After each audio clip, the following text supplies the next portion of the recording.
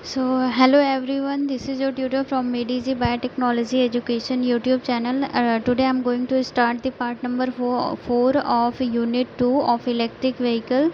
So, इस part में हम लोग देखेंगे कि जो हमारे क्वेश्चंस जो हैं बाकी रह गए थे। तो क्वेश्चन नंबर 16 है हमारा, give the advantages and the disadvantages of the trapezoidal wave control, जिसको हम लोग स्क्वायर वेव कंट्रोल स्कीम भी कहते हैं।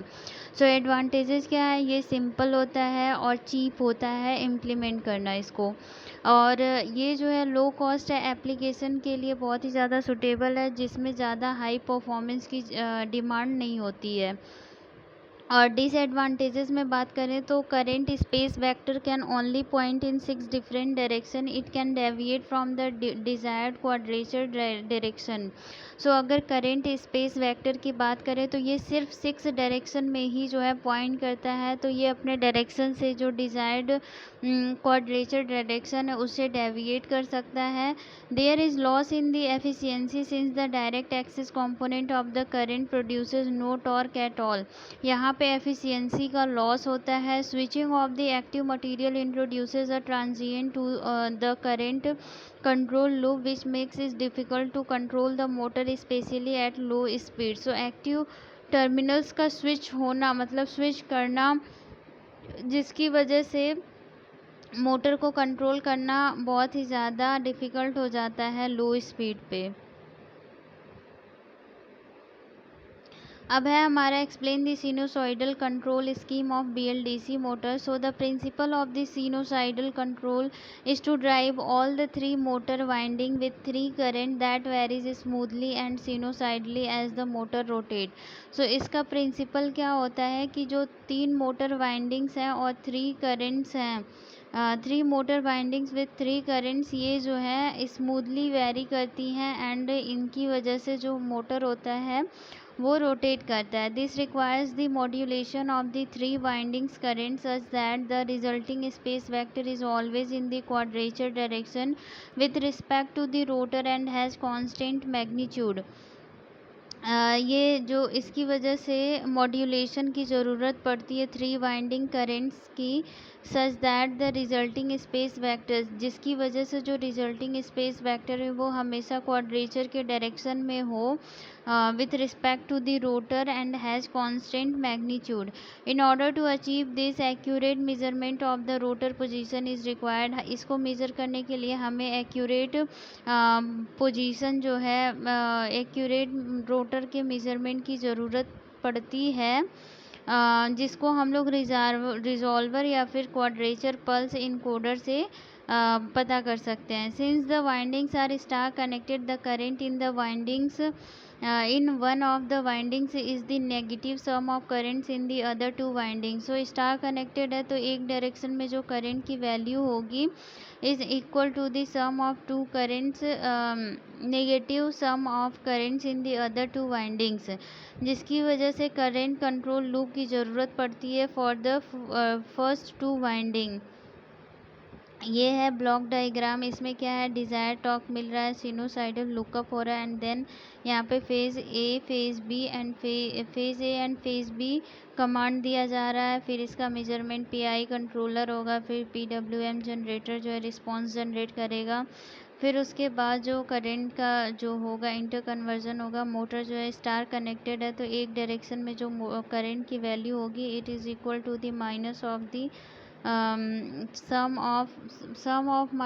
minus of the sum of current in the other 2 direction. The windings current must combine to produce a smoothly rotating current space vector of constant magnitude. The position information from the encoder can be used to synthesize 2 sinusoids by using a lookup table. These signals are then multiplied by a value so that the amplitude of the sine waves are proportional to the desired torque. The result is 2 sinusoidal current command signals appropriately phased to produce the required rotating stator current space vector in the quadrature direction.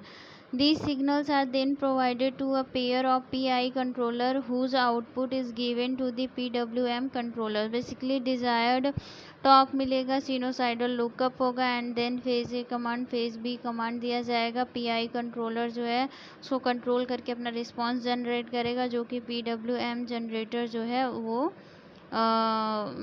उसको जो है मिल जाएगा। I mean यहाँ से जो power होगा PWM generator से वो ट्रांसफ़र हो जाएगा। अब है हमारा कि this PWM generator generate the pulses to bridge circuit to control the voltage applied across the binding which in turn control the binding current. So PWM generator जो है पल्सेस को जनरेट करता है ब्रिज सर्किट के लिए, जिसकी वजह से वोल्टेज जो अप्लाई किया गया बाइंडिंग के लिए उसको कंट्रोल किया जा सके। सो ओवरऑल PWM जनरेटर जो है वोल्टेज एंड करंट कंट्रोल में जो है काम आएगा। Give the advantages and the disadvantages of the sinusoidal control scheme. So advantages में ये है कि it overcomes some of the drawbacks of the trapezoidal control scheme of by eliminating the torque ripple and offering smooth rotation with higher frequency at low speed. So ये जो है trapezoidal से तो अच्छा है क्योंकि इसमें जो है टॉर्क रिपल को एलिमिनेट कर दिया है एंड स्मूथ रोटेशन ऑफर करता है with higher efficiency at low speed. Disadvantages क्या है? Since the PI controller have limited gain and frequency response, it is more difficult for the controller to track the references current command signal. The lag and the gain error in the current loops cause the current space vector to shift away from the desired quadrature direction, producing unwanted torque in the direct axis direction. So इसमें torque जो है कभी कभी गलत produce हो जाती है। Pi controller जो है इसमें limited gain and frequency response होता है, जिसकी वजह से कंट्रोलर को डिफ़िकल्ट हो जाता है to track the reference current command signal. और फिर the lag and the gain error जो आता है उसकी वजह से भी दिक्कत होती है। The speed can also be increase up to a certain point. Speed को अभी हम लोग एक पॉइंट तक कंट्रोल कर सकते हैं, उसके बाद नहीं कर पाएंगे। मतलब उसके बाद हमें जो है phase shift of the current space vector 90 degree से जो है एक्सीड कर जाएगा, leading to the negative torque, जिसकी वजह से निगेटिव टॉर्क प्रोड्यूस होने लगेगा। Now the next question, explain the field oriented control scheme of the BLDC motor. So field oriented control scheme shares lot of common ground with sinusoidal control scheme. However, some fundamental differences allow it to achieve better efficiency at high speed.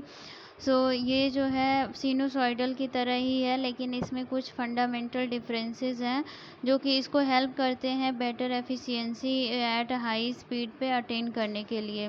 This control scheme revolves around Clarke and the Park transformation and their inverse. ये scheme जो है Clarke and Park transformation पे depend करती है and इसके inverse law पे depend करती है।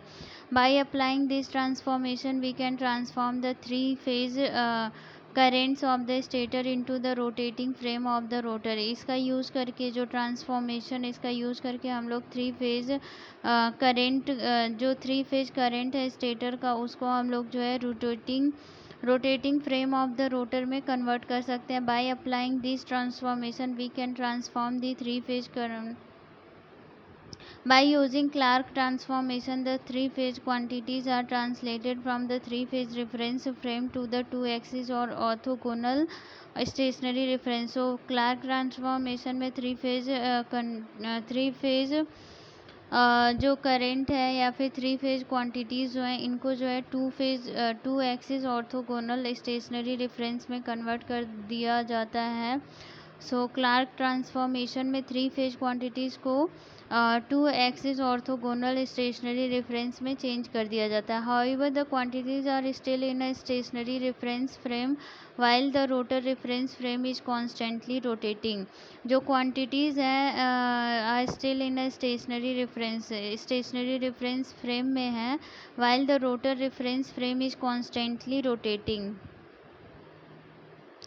Park transformation converts these quantities into, और जो पार्क का ट्रांसफॉर्मेशन होता है इसमें इन क्वांटिटीज़ को ऑर्थोगोनल रेफरेंस में कन्वर्ट किया जाता है, जिसमें डायरेक्ट एंड क्वाड्रेटर एक्सिस होती हैं. In this scheme the current space vector is represented and controlled in the two axis D Q frame of reference. इस स्कीम में क्या होता है कि जो करेंट स्पेस वेक्टर होता है इसको जो है रिप्रेजेंट और कंट्रोल किया जाता है two axis D Q frame of reference में. In an ideal case, the current space vector in the dq frame is fixed in the magnitude and direction with respect to the rotor. Ideal case में जो current space vector है dq frame में वो जो है fix होता है magnitude में and direction में with respect to the rotor.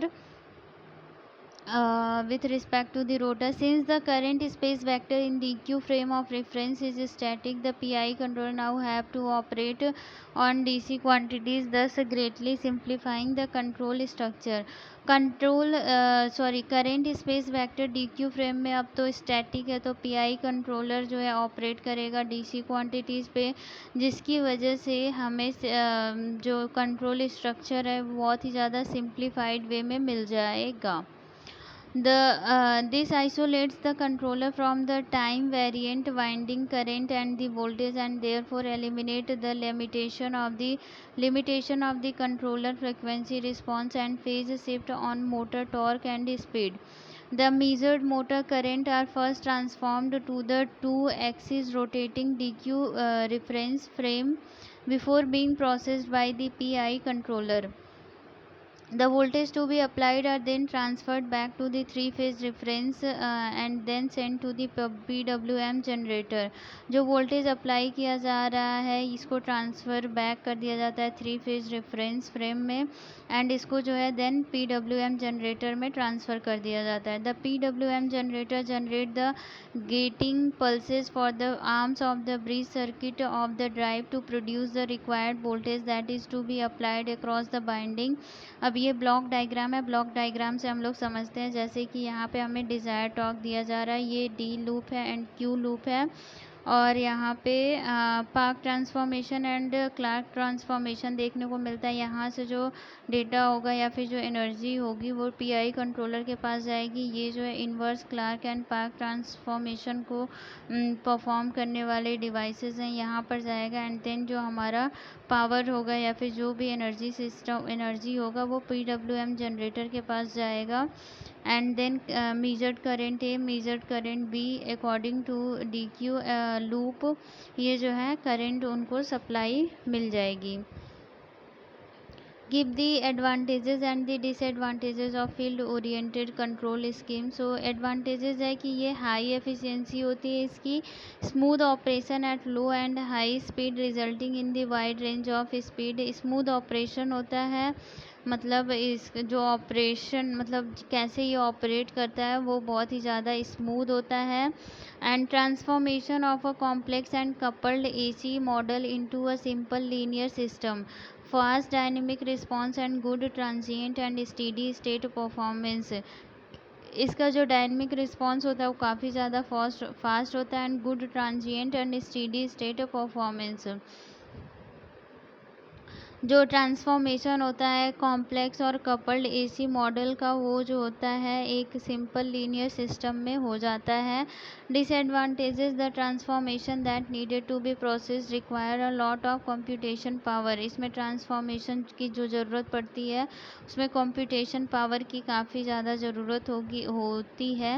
It is also difficult to implement these transformation. इन सब चीज़ों में ये जो क्लार्क पार्क ट्रांसफॉर्मेशन है इनको इम्प्लीमेंट करना भी काफ़ी ज़्यादा डिफ़िकल्ट होता है. So thank you so much for watching. If you have any doubt, please mention in the comment box. If I made any mistake, so I'm really sorry for that. And thank you so much for watching. Keep liking and sharing my videos, and also do not forget to subscribe my YouTube channel. Thank you so much. Take care. Bye bye.